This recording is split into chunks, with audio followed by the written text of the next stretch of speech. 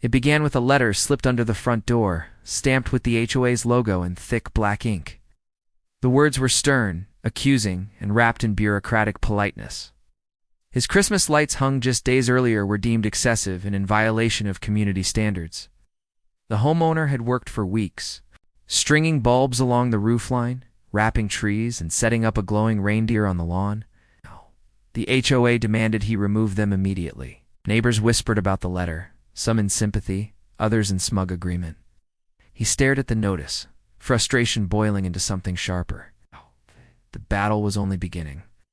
The next morning, he drove through the neighborhood, noticing decorations on other lawns, garlands, inflatable Santas, even twinkling icicles. Yet only his display had been targeted. The unfairness gnawed at him, fueling a quiet rage. The HOA's president, notorious for her sharp heels and sharper tongue, had long disliked him. She once called his tacky, as though holiday cheer was a crime. That evening, instead of removing the lights, he added more. A few extra strands here, a glowing snowman there. If the HOA wanted a fight, he would not back down. And the first volley had just been fired. Days later, another notice arrived, threatening fines for non-compliance. The language grew harsher, dripping with authority, but the homeowner's resolve only deepened. He made late-night trips to hardware stores, buying extension cords and boxes of lights in bulk.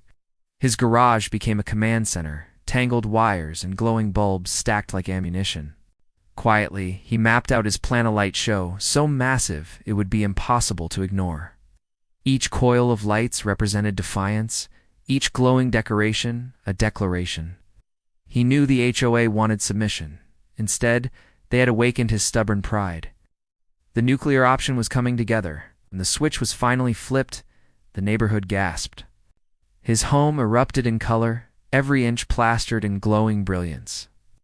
The roof shimmered in cascading lights, the driveway pulsed with synchronized strobes, and the yard exploded with animatronic displays that moved in time with festive music.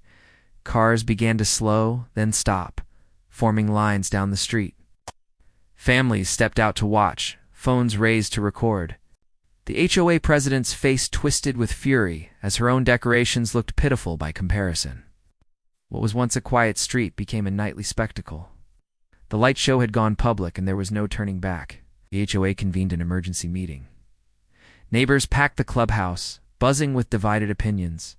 Some praised the display as the brightest joy the community had ever seen. Others fretted about traffic, noise, and the audacity of defying the rules. The board threatened escalating fines, but whispers spread of residents siding with him. After all, his lights had drawn attention and visitors who brought business to local shops.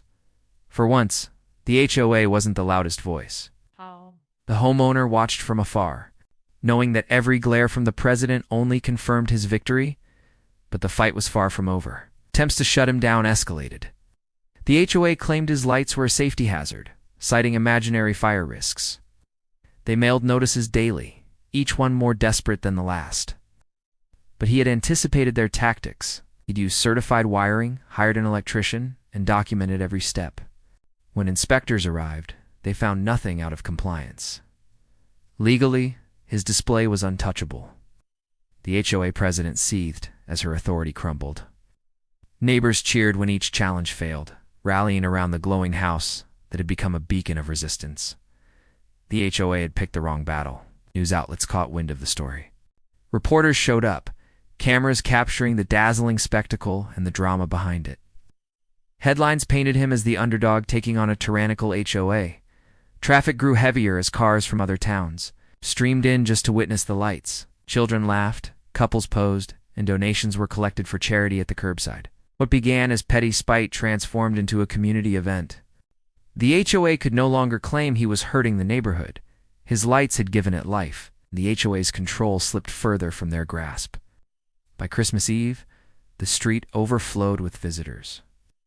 Music echoed, lights pulsed, and the air buzzed with joy. The homeowner stood in the yard, watching the spectacle he had created, knowing the HOA could do nothing. Their threats had fizzled into silence, their authority dimmed by the glow of 1,000 bulbs. For once, the neighborhood wasn't ruled by rules, but by laughter and cheer. He had turned defiance into tradition, and the people loved it. The HOA had banned his lights, so he lit up the world instead, and the war was over. He had won.